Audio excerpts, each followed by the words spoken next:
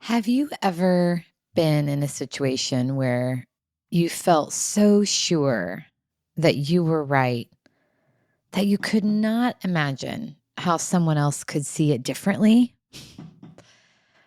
Oh, that's where I've been lately.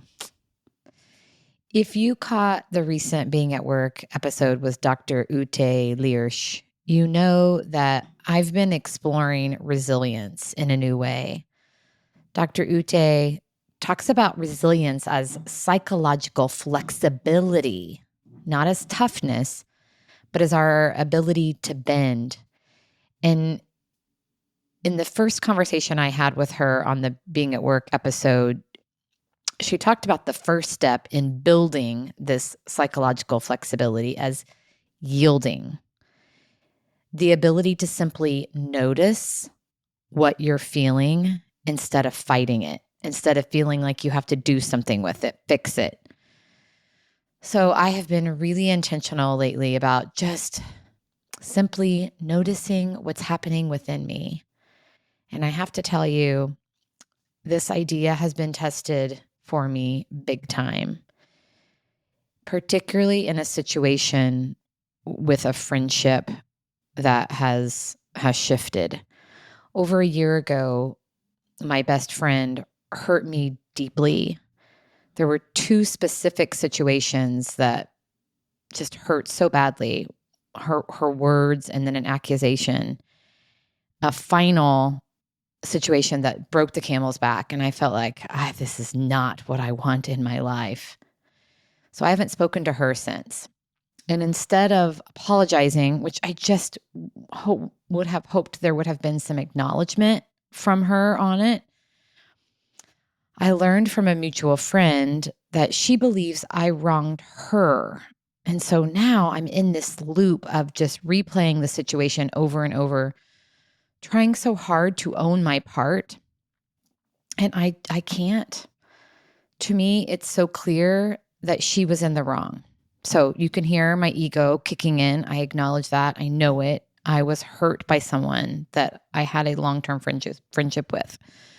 So as I'm applying yielding in this situation, what I'm realizing is how hard it can be to yield when your heart feels bruised. So I'm learning that yielding does not mean agreeing.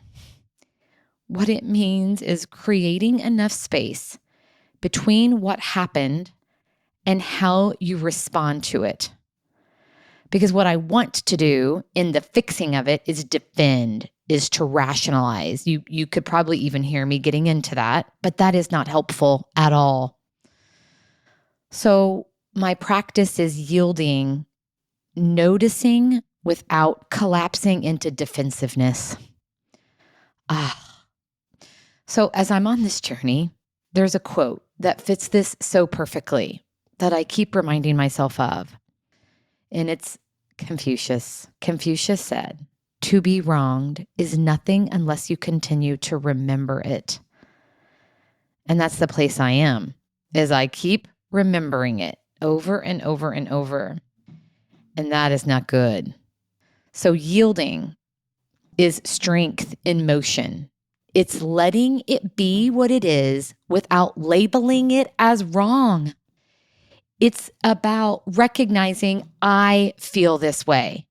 And it's choosing not to harden when I'm hurt, but instead just saying, I feel hurt right now.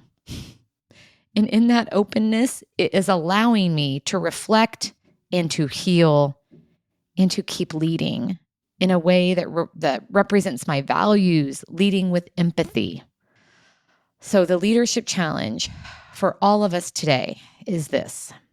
When you feel wronged, notice the urge to fight, to defend, to withdraw. I am right there with you.